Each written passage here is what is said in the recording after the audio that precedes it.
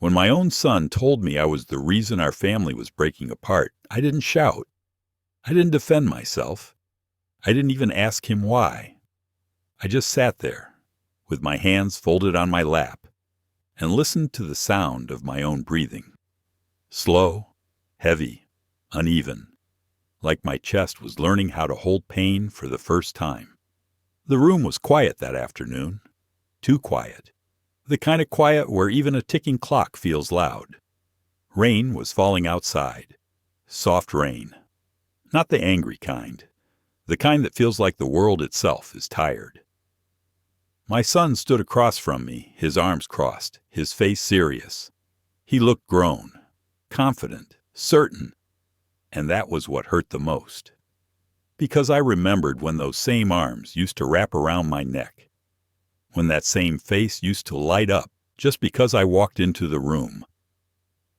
That day, he didn't look at me like a father. He looked at me like a problem. "Dad," he said, his voice calm but firm, "this family is falling apart because you don't know how to change."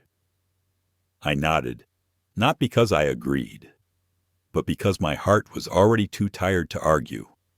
I smiled, a small, polite smile, the kind people use when they don't want others to see them breaking. Inside me, something cracked, not loudly, not all at once, just a quiet break, like old wood giving up after too much weight. That moment didn't come suddenly. It had been growing for years, slowly, silently. And at that moment, I knew something painful but true. This was not just about that day. This was about everything that led us here. So let me take you back. Back to when our family was still whole.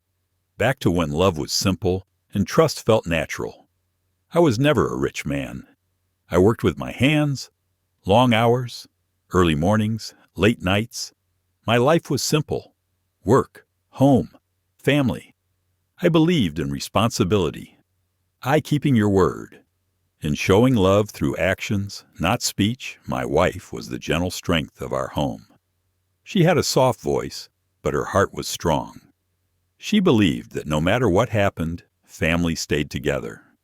When our son was born, our world changed quietly, not with fireworks, but with purpose. I remember holding him for the first time, so small, so fragile. I was afraid to even breathe too hard. I promised myself that day I would give him a better life than I had. And I tried. I worked extra shifts, skipped rest, ignored my own tiredness. I wanted him to study well, to dream big, to go further than I ever did.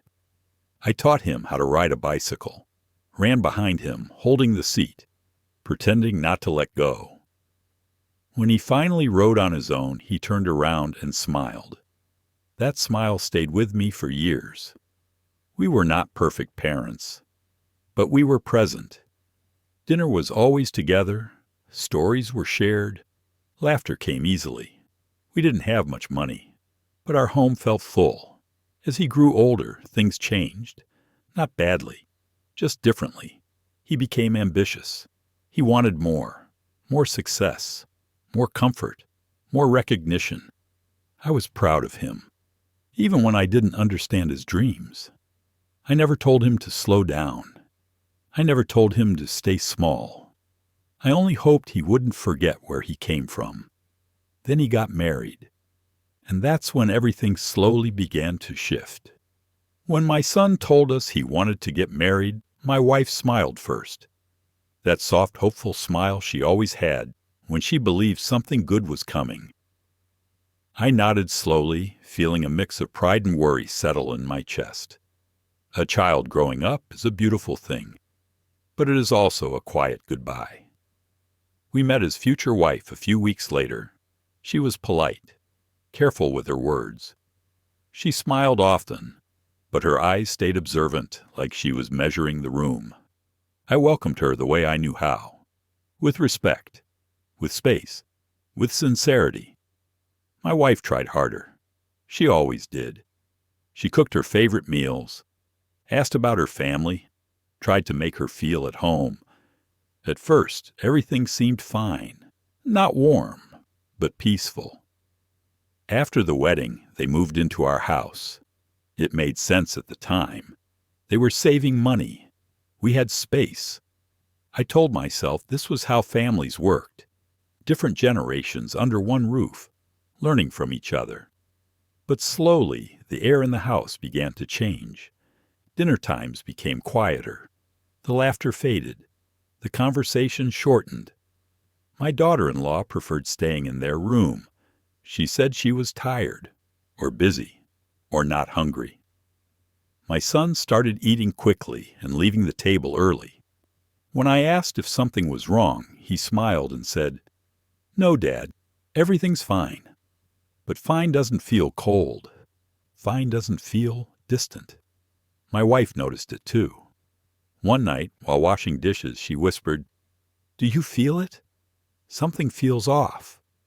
I nodded, but I didn't know what to say. I believed time would fix it.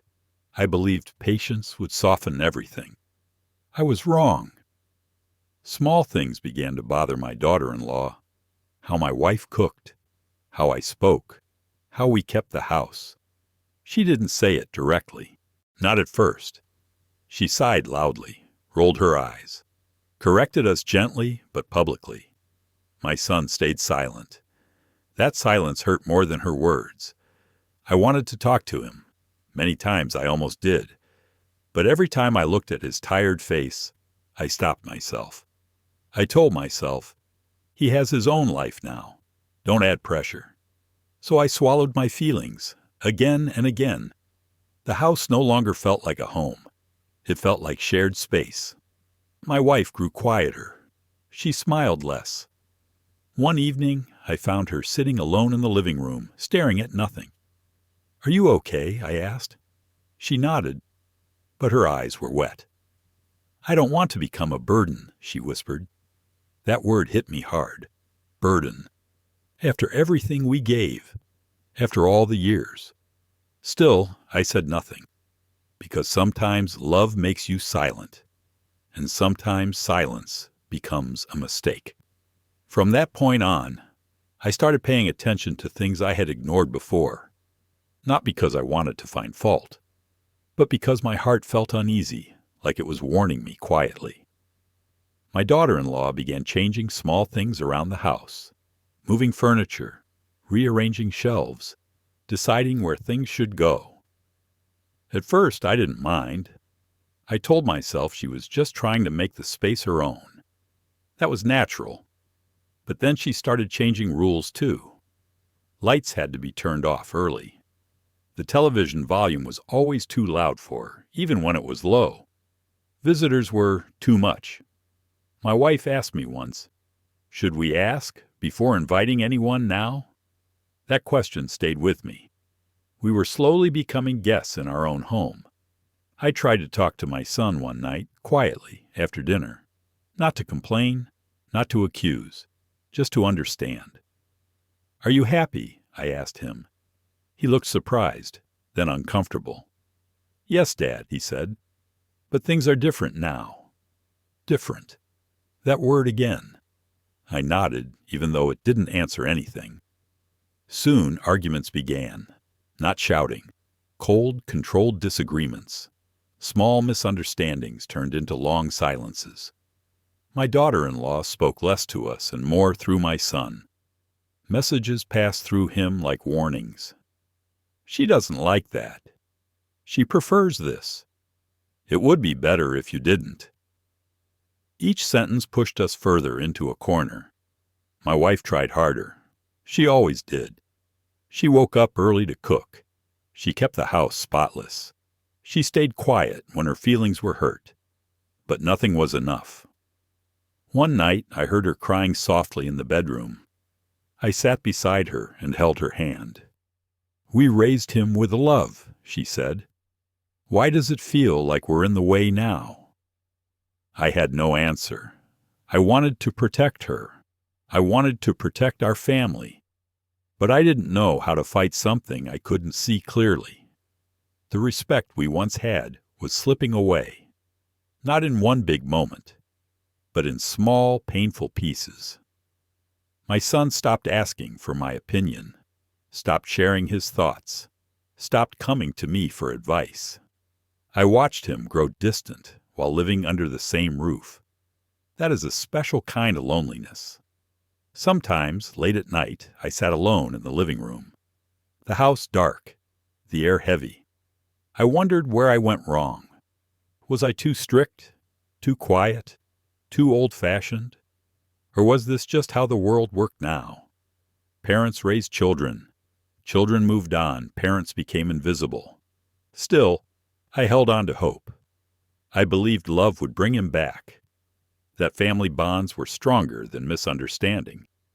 I didn't know then that the hardest moment was still waiting for me, and that when it arrived, it would arrive calmly, without warning, without mercy. The days began to feel heavier after that, not because anything loud happened, but because nothing warm did. Mornings passed with quiet footsteps, no greetings, no shared tea. Everyone moved around each other like strangers who knew too much. My daughter-in-law stopped looking at us directly. When she spoke, it was brief, practical, without softness. My son followed her lead, not openly, but carefully. If she was upset, he was distant. If she was silent, he was busy. I started noticing how often he chose peace with her over honesty with us. I didn't blame him. Marriage is delicate. New love feels urgent. Still, it hurt. One evening, my wife suggested we eat together. Just once, like before. My son hesitated, then said, "We already ate." The food was still warm on the stove. That night, my wife didn't eat much. She just pushed food around her plate. I asked, "Are you hungry?" She shook her head. Later, she said quietly, "I feel like I'm disappearing." That sentence broke something inside me. A parent should never feel that way in their own home. I wanted to speak up then, to draw a line, to remind them of respect. But I was afraid of losing him completely, afraid of becoming the reason he walked away. So I stayed quiet. Weeks passed like this, slow, heavy. Then came the conversations behind closed doors, whispers, sudden silence when we entered a room. I felt it. Something was being decided without us. One afternoon, my son asked to talk. His voice was calm, too calm. "Can we sit down later?" he said. I nodded. That evening, the house felt smaller, the walls closer. My wife sensed it too. She held my arm tightly as we walked to the living room. They were already seated, side by side, prepared. That's when I understood. This was not a conversation. This was a conclusion. I took a slow breath, sat down, and prepared myself for words I didn't yet know, but somehow already felt. My son cleared his throat before speaking. That sound alone told me this was not going to be easy. He avoided my eyes, looked at the floor, then at his wife. She nodded slightly, like giving permission. That small gesture told me more than his words ever could. "Dad," he said slowly, "we've been talking for a while now." I listened, quietly, my hands resting on my knees. He continued, "We feel like the house is too crowded. There's no privacy, no space to grow." I glanced at my wife. Her lips were pressed together, her eyes wide but calm. She didn't interrupt. Neither did I. My son went on, "It's not about respect. It's just, things are different now. Different. Again." I noticed how carefully he chose his words, as if he had practiced them many times. Then came the sentence that changed everything. "We think it would be better if you and Mom moved somewhere else." The room felt suddenly empty, like the air had been pulled out. For a moment, I truly thought I misheard him. I waited for him to say something else, to explain, to soften it. He didn't. My wife's hand found mine. Her fingers were cold. "This is our home," she said quietly. My son nodded. "Yes, but it's our life now." That was it. No anger, no shouting. Just a clean cut. I looked at him, really looked, and I realized something painful. The boy I raised was still there somewhere, but the man in front of me had already chosen his side. I felt many things at once: shock, sadness, disbelief. But strangely, no anger, only clarity. I smiled, not because I was okay, but because I didn't want to beg. "All right," I said softly. My son looked surprised. "You don't want to talk about it?" he asked. I shook my head. "Some decisions," I said, "are already made before words are spoken." That night we packed quietly. No drama, no accusations, just folded clothes, memories left behind. As we closed the door behind us, I paused for a moment. I didn't turn back, because I knew this was not the end of the story. It was only the beginning of the lesson. Leaving that house felt unreal, not because we didn't know where we were going, but because we never imagined we would be leaving like that. No farewell, no long discussion, just a quiet exit from the place that once held our laughter. We moved into a small rented place across town. It was clean, simple, too quiet. The first night there, my wife sat on the edge of the bed for a long time. She didn't cry. She just stared at the wall.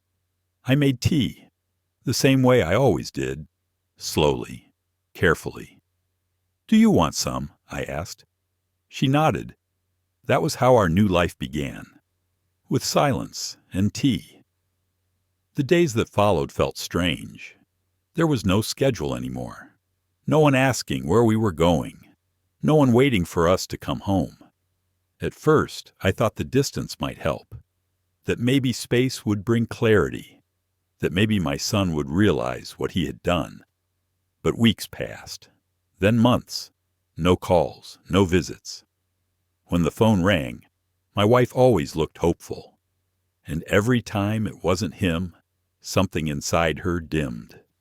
I tried to stay strong. I told myself this was temporary, that families fight, that time heals, but time can also deepen wounds. One afternoon I ran into an old neighbor. She smiled awkwardly when she saw me. "I heard you moved," she said. I nodded. She hesitated, then added, "Your son said you wanted to live separately." I smiled politely. Didn't correct her. That was when I understood. The story had already been rewritten. In his version, we chose to leave. In his version, he wasn't the one who pushed us out. That realization hurt more than the move itself. At home that evening, my wife asked, "Do you think he tells people about us?" I paused. "I don't know," I said. "But if he does, he tells it his way." She nodded slowly. That night she finally cried. Not loudly, not dramatically, just soft tears, the kind that come when hope quietly gives up. And that was when the real conflict began, not outside, but inside us. After that night, something in my wife changed. She still woke up early, still cooked, still kept things neat.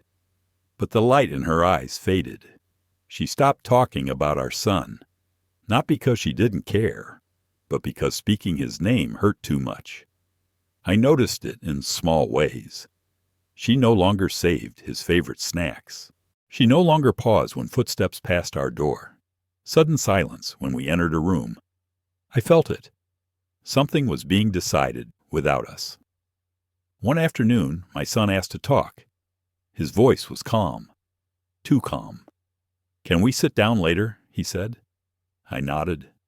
That evening the house felt smaller, the walls closer. My wife sensed it too. She held my arm tightly as we walked to the living room. They were already seated, side by side, prepared. That's when I understood. This was not a conversation. This was a conclusion. I took a slow breath, sat down, and prepared myself for words I didn't yet know, but somehow already felt. My son cleared his throat before speaking. That sound alone told me this was not going to be easy. He avoided my eyes, looked at the floor, then at his wife. She nodded slightly, like giving permission. That small gesture told me more than his words ever could. "Dad," he said slowly, "we've been talking for a while now." I listened, quietly, my hands resting on my knees. He continued, "We feel like the house is too crowded. There's no privacy, no space to grow." I glanced at my wife. Her lips were pressed together, her eyes wide but calm. She didn't interrupt. Neither did I. My son went on, "It's not about respect. It's just, things are different now. Different. Again." I noticed how carefully he chose his words, as if he had practiced them many times. Then came the sentence that changed everything. "We think it would be better if you and Mom moved somewhere else." The room felt suddenly empty, like the air had been pulled out. For a moment, I truly thought I misheard him. I waited for him to say something else, to explain, to soften it. He didn't. My wife's hand found mine. Her fingers were cold. "This is our home," she said quietly. My son nodded. "Yes, but it's our life now."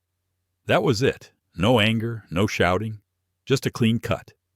I looked at him, really looked, and I realized something painful. The boy I raised was still there somewhere, but the man in front of me had already chosen his side. I felt many things at once: shock, sadness, disbelief. But strangely, no anger, only clarity. I smiled, not because I was okay, but because I didn't want to beg. "All right," I said softly. My son looked surprised. "You don't want to talk about it?" he asked. I shook my head. "Some decisions," I said, "are already made before words are spoken." That night we packed quietly. No drama, no accusations, just folded clothes, memories left behind. As we closed the door behind us, I paused for a moment. I didn't turn back, because I knew this was not the end of the story. It was only the beginning of the lesson. Leaving that house felt unreal, not because we didn't know where we were going, but because we never imagined we would be leaving like that. No farewell, no long discussion, just a quiet exit from the place that once held our laughter. We moved into a small rented place across town. It was clean, simple, too quiet. The first night there, my wife sat on the edge of the bed for a long time. She didn't cry. She just stared at the wall. I made tea, the same way I always did, slowly, carefully. "Do you want some?" I asked. She nodded.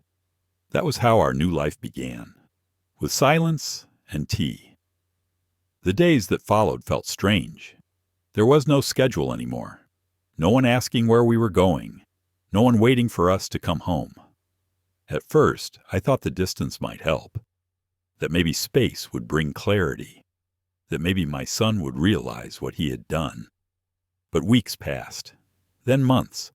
No calls, no visits.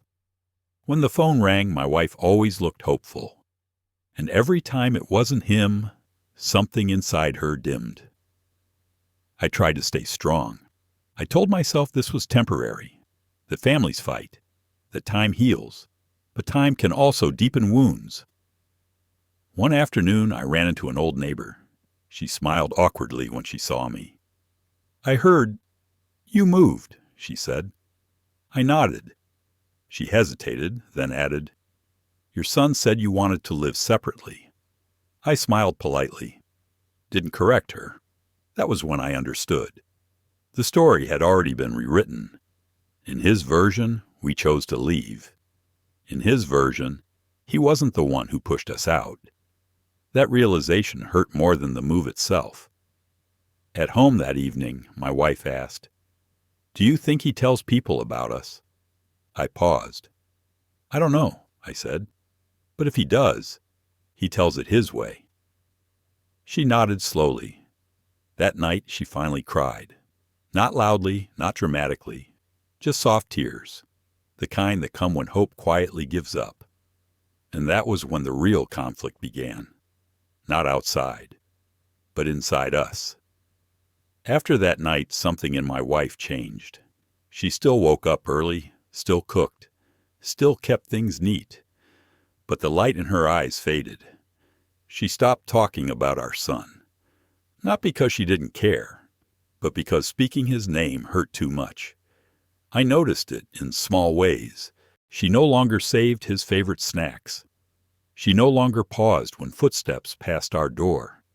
On the way home, my wife said, "I don't think we belong there anymore." I nodded. That night, I understood something clearly. Sometimes people don't regret what they did. They regret that you're still standing. And from that moment on, I stopped chasing closure. I let silence do its work. After that visit, the silence felt different. Not heavier, just final. My wife didn't mention our son for days, then weeks. It wasn't anger. It was something softer, like grief that had finally accepted its shape. She still folded his old clothes sometimes, still kept his childhood photos in the drawer. But she no longer spoke to them. I watched her grow quieter, but steadier. Pain was still there, but it no longer surprised her. As for me, I focused on the present, on small routines, on keeping our days gentle. I fixed things around the house, planted a few flowers, learned how to cook a meal she liked. We didn't talk about the past much, because talking didn't change it. Then one evening, my wife said something unexpected. "I don't feel angry anymore," she said. "I just feel done." I looked at her. That sentence told me she had crossed a line inside herself. Being done doesn't mean not loving. It means no longer waiting. I nodded. "I feel the same." That was when I realized the rising conflict had reached its peak. Not with shouting, not with revenge, but with emotional distance that could not be undone easily. We had been pushed out of our son's life once. Now, quietly, we were stepping back on our own. And somewhere far away, without knowing it yet, my son was beginning to lose something he would one day desperately want back. The turning point didn't arrive with noise. No phone call in the middle of the night. No dramatic confession. It came quietly, like everything else in our lives had. It was a regular morning. Soft light through the window. Birds outside, unaware of human pain. My wife was making tea when she suddenly stopped. The kettle kept whistling, but she didn't move. I looked at her. She was holding her chest. "I feel tired," she said. Not worried, just honest. We sat down. I poured the tea myself. She smiled at me. That familiar smile. The one that always tried to reassure me, even when she was hurting. "I think I need to see a doctor," she said. At the clinic, they spoke in careful voices. Too careful. Tests were done. Words were exchanged quietly in hallways. I watched my wife sit there, calm, patient, trusting. The same way she had trusted our son for years. When the doctor finally spoke to us, his words were gentle, but heavy. Stress, long-term emotional strain, a weakened heart. I nodded as if I understood everything. But inside, my mind kept returning to one thought. How much pain can a mother carry before her body speaks for her? That night, I sat beside her as she slept. Her breathing was shallow but steady. I thought about all the nights she cried quietly, all the mornings she pretended to be fine, all the love she gave without asking for anything back. And for the first time, I felt something close to anger. Not loud anger, not violent anger, a slow, burning realization. Our son didn't just push us out of his house. He pushed his mother out of his care, and consequences were finally beginning to take shape.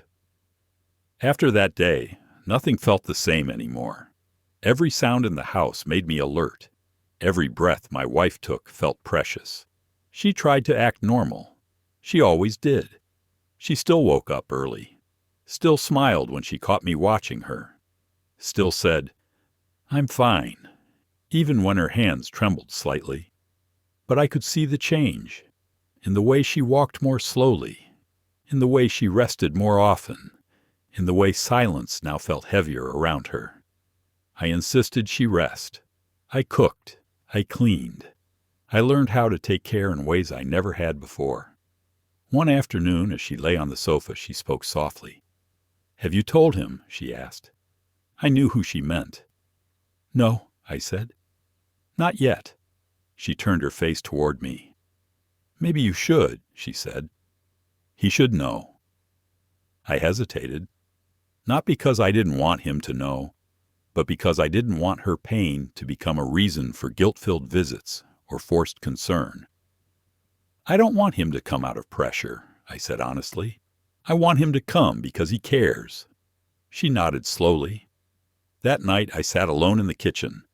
The light above the table flickered slightly. I picked up my phone, typed his name, then erased it. I asked myself a hard question. If your own child doesn't notice your absence, do you force your presence back into his life? Days passed. Her condition remained stable, but fragile. Then one evening, the phone rang. It was him. His voice sounded rushed, distracted. "Dad," he said, "I heard Mom hasn't been well." I closed my eyes for a moment. "Yes," I replied. "She's been tired." There was a pause. "Why didn't you tell me?" he asked. I chose my words carefully.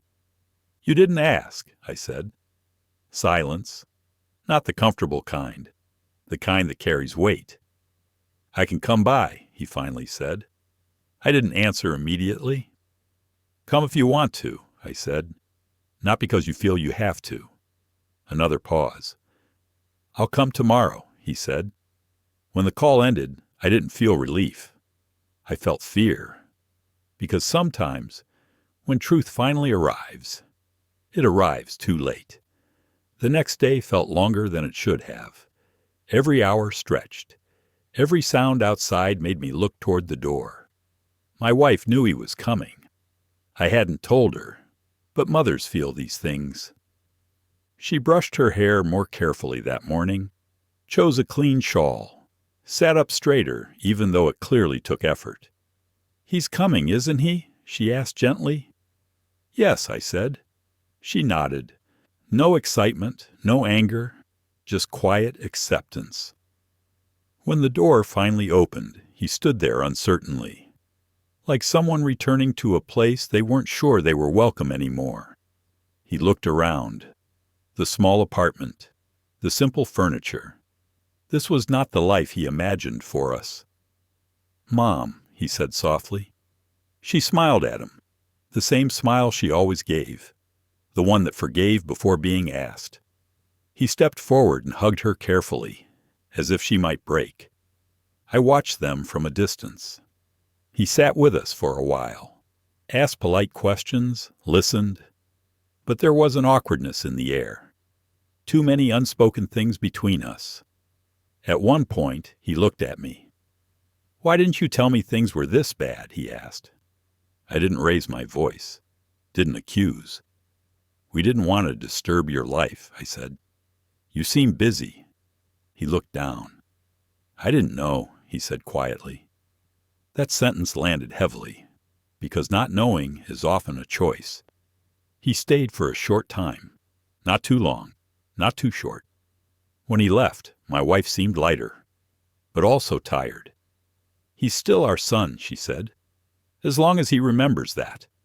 I nodded, but deep inside, I wondered if remembering was enough, because love remembered too late still carries consequences. After he left that day, the house fell silent again. But this time, the silence felt different. It wasn't empty. It was heavy with things that had finally been seen. My wife rested more that evening. She didn't say much, just held my hand while we sat together. "I'm glad he came," she said softly. "But I don't want him to come only when I'm weak." I understood exactly what she meant. Love should not arrive out of fear. It should arrive out of care. That night, I lay awake thinking about my son, about the man he had become, about the boy he once was. I wondered when he stopped seeing us as parents and started seeing us as obstacles. The next few days passed quietly. He didn't come back. He didn't call. But something had changed. He had seen our life now. He had seen the cost of distance. And once you see something clearly, you cannot unsee it. A week later, my phone rang again. It was him. "Dad," he said, slower this time. "I keep thinking about Mom." I listened. "I didn't realize how much she was holding inside," he continued. I thought space would fix everything." I took a breath. "Space doesn't heal when love is neglected," I said calmly. "It only makes the wound quieter." There was silence on the line. "I feel like I failed you," he finally said. I didn't comfort him right away, because this wasn't about easing his guilt. This was about facing truth. "We didn't need perfection," I said. "We needed presence." He didn't reply. That was the moment I knew. The turning point had arrived. Not because he apologized, not because he cried, but because he finally understood that his choices had consequences, and that regret does not ask permission before entering your life. The days after that call felt strangely calm. Not peaceful, just still. My son didn't visit again right away. He didn't send long messages or explanations. Instead, he became quiet. And that silence told me more than words ever could. People often think regret looks dramatic. Tears, confessions, desperation. But real regret is quieter. It sits with you at night. It follows you during ordinary moments. I could sense it reaching him. My wife's health remained fragile. Some days were better, some were not. But she never complained. One evening she said something that stayed with me. "If anything happens to me," she said calmly, "promise me you won't blame him." I turned to her, startled. "Nothing is going to happen," I said. She smiled gently. "I know," she said. "But still, promise me." I nodded. That was when I understood the full weight of the situation. Parents don't want revenge. They want peace. Even after being hurt, even after being forgotten, even after being pushed aside. They want their children to live without carrying unbearable guilt. A few days later, my son called again. "I want to come by more often," he said. "I want to help." I didn't refuse, but I didn't rush to welcome him either. "Come," I said simply, "but come to be present, not to fix your conscience." He whispered, "I understand." And I believed him. Not fully, but enough. Because the turning point isn't the moment everything is repaired. It's the moment truth is no longer avoided. And that truth had finally found him. When my son started coming around again, it wasn't like before. There were no long talks, no sudden closeness, just small steps, careful ones. He came once a week at first, sometimes just for a short visit, sometimes only to sit quietly with his mother. He watched her closely now, noticed how she tired easily, how she paused before standing. I could see the guilt in his eyes, but I didn't rush to ease it, because guilt, when faced honestly, can become growth. One afternoon, as my wife rested, my son helped me wash the dishes. We stood side by side, like we used to when he was younger. "I didn't know how much you both were doing for me," he said quietly. "I thought you'd always be okay." I kept my voice calm. "Parents don't break loudly," I said. "We break slowly." He nodded, swallowed hard. That was the first real conversation we had in years. Not about blame, but about understanding. At home, his own life was changing too. His marriage wasn't as strong as it looked from the outside. Distance had taught him habits that closeness couldn't fix easily. One evening he stayed late. After his mother went to sleep, he sat with me. "I feel like I lost something I can't replace," he said. I looked at him. "You didn't lose it," I replied. "You left it behind." "There's a difference." He lowered his head. From that day on, he showed up more consistently. Not perfectly, but sincerely. And that was enough to begin. As the weeks passed, my son became a quiet presence in our lives again. He didn't demand forgiveness. He didn't ask us to pretend nothing happened. He helped where he could, ran errands, sat with his mother during her appointments. Sometimes he talked. Sometimes he just listened. I noticed how careful he was now, with his words, with his tone. Pain teaches that. One afternoon, while walking slowly with my wife, he asked her, "Are you angry with me?" She stopped, looked at him. "No," she said softly. "I was hurt. That's different." He nodded. "I'm sorry I didn't protect you," he said. She placed her hand on his arm. "You didn't need to protect me," she replied. "You just needed to remember me." That sentence stayed with him. I could tell. At home, his wife remained distant. She rarely came with him. When she did, her visits were short. There was tension there, unspoken, heavy. My son didn't talk about it much, but I could see it wearing him down. One evening he said, "I thought choosing peace meant choosing distance." I shook my head gently. "Peace without love is just quiet loneliness," I said. He sighed. That was when I realized the resolution wasn't just about our family healing. It was about him understanding the cost of emotional neglect, not only to others, but to himself. As time moved forward, the visits became more natural, not forced, not careful, just real. My son began to talk about his own struggles, about the pressure he felt, about how he had tried to build a life that looked successful from the outside. "I thought I had to choose," he said one evening, "between my old life and my new one." I listened. "No one told me I could hold both," he continued. I nodded. "Life doesn't ask us to erase where we come from," I said.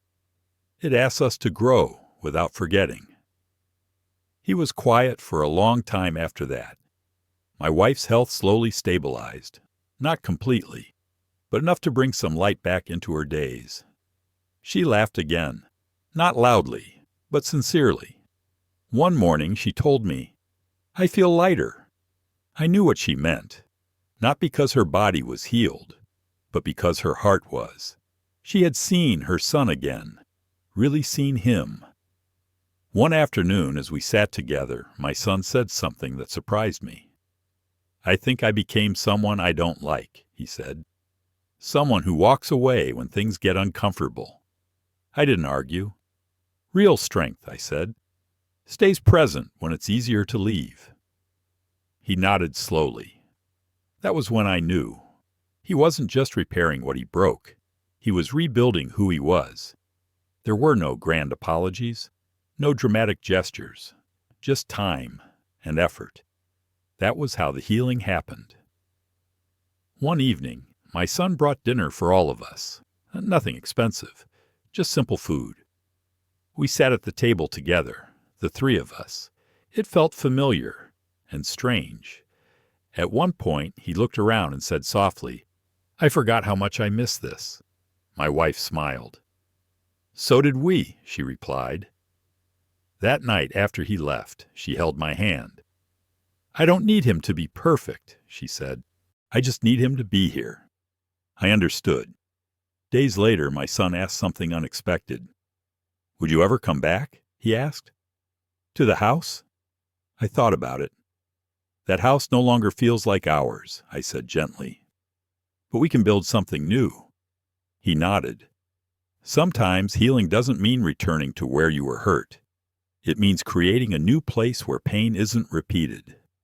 And slowly, carefully, that's what we were doing. As months passed, our lives found a new rhythm. Not the old one, not the one we lost, a different one. My son became consistent, not perfect, but present. He called more, visited regularly, listened more than he spoke. His marriage continued to struggle. I didn't interfere. Some lessons can't be taught by parents. One evening, he sat with me after his mother had gone to bed. "I wish I could undo it," he said, "the way I pushed you both away." I looked at him. "You can undo," I said, "but you can live differently." He nodded. That was enough. My wife's health remained delicate but steady. She smiled more now. She rested without fear. And I realized something important. Resolution doesn't mean everything is fixed. It means the pain no longer controls the present. We didn't forget what happened. We didn't pretend it didn't hurt. But we chose not to live inside it. And that choice was the beginning of peace. Now, when I look back on everything, I no longer see it as a story about betrayal alone. I see it as a story about distance, silence, and the slow understanding that comes too late for comfort, but not too late for meaning. My son did not wake up one day and decide to hurt us. It happened quietly, step by step, choice by choice. And that is how most families break. Not with shouting, but with forgetting. Forgetting to ask, forgetting to listen, forgetting that parents grow old even when children are busy living. I learned something about myself, too. I learned that staying silent does not always protect peace. Sometimes it teaches others that your pain does not matter. If I could go back, I would still choose calm over anger. But I would speak sooner, not to accuse, but to be seen. My wife sits beside me now as I tell this story. She is quieter than before, but stronger in a different way. Pain changed her, but it did not harden her. She still believes in forgiveness, not because people deserve it, but because carrying bitterness is heavier than letting go. As for my son, he carries regret now, not the kind that destroys, the kind that reminds. He knows what it feels like to almost lose something irreplaceable, and that knowledge follows him in how he treats others, in how he pauses, in how he chooses presence over pride. If you are listening to this as a parent, please remember this. Your love matters, even when it is ignored. And if you are listening as a child, remember this too. Parents do not ask for much, just to be remembered, just to be included, just to matter. Life moves fast, but regret moves faster. Don't wait for illness, distance, or silence to teach you what love was trying to say all along. Families don't need perfection. They need presence. And sometimes the greatest lesson comes not from revenge, but from quiet strength that waits and still chooses love when the door finally opens again.